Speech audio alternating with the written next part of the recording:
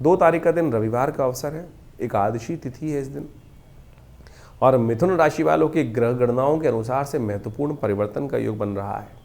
आपकी राशि के दृष्टिकोण से ऐसा योग बनता दिखाई दे रहा है कि जितने कदम चलोगे उतनी सफलता निश्चित तौर पर आपको प्राप्त होने के योग बन सकते हैं। बृहस्पति ने पूर्ण दृष्टि डाल दी है आपके मन पर, और बृहस्पति की दृष्टि जब मन पर पड़ती है ना तो क्या होता है, सहारा मिल जाता है। सही सहारा आपको सही दिशा में ले जाता है, सही मार्ग पर ले जाता है। ऐसा योग बनता दिखाई दे रहा है आपकी राशि के दृष्टिकोण से। गज केसरी योग बन गया है, और साथ साथ इस दिन देवउठनी एकादशी भी है। देवउठनी एकादशी भगवान विष्णु की सुंदर उपासना करने का अवसर, और ये तिथि अपने आप में कई शुभ संयोगों को लेके आती है, लेकिन इस बार इस तिथि पर है साया। जी हाँ, 6 तिथि का साया है। नए कार्य आरंभ करना इस दिन कहीं ना कहीं भारी पड़ सकता है। बिना मुहूर्त देखे, बिना उपाय करे कुछ भी कार्य करना कहीं ना कहीं कष्ट में हो सकता है। उपायों को ठीक, ग्रहों को ठीक करने के लिए इस दिन सुंदर रूप से तुलसी का पूजन होना चाहिए, तुलसी की आरती होनी चाहिए।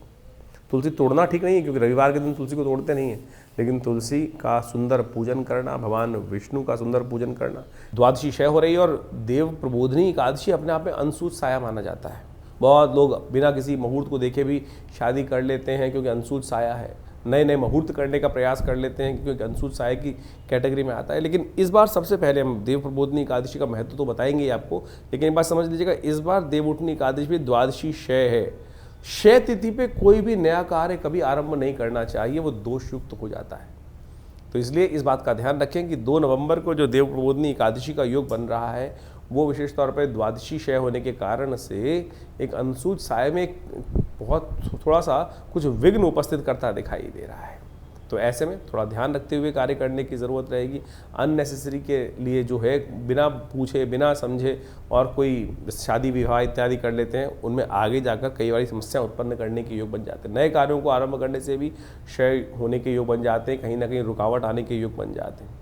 ऐसे में उन सब को ठीक करने के लिए, और इस दिन विशेष तौर पर कहा जाता है कि भगवान विष्णु जाग रहे होते हैं, तो खूब ढोल नगाड़े इत्यादि भगवान का सहस्त्रसी पुरुष सूक्त का मंत्र करते हुए भगवान का सुंदर पूजन करें, भगवान को जगाएं, और जगाने के बाद उनका विशेष पूजन किया जाता है।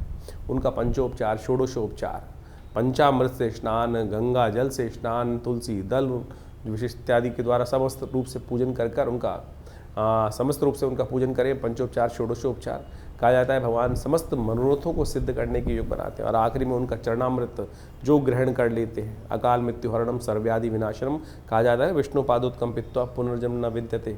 तो इस बात को हमें समझ लेना चाहिए, ये तिथि इतनी शुभ है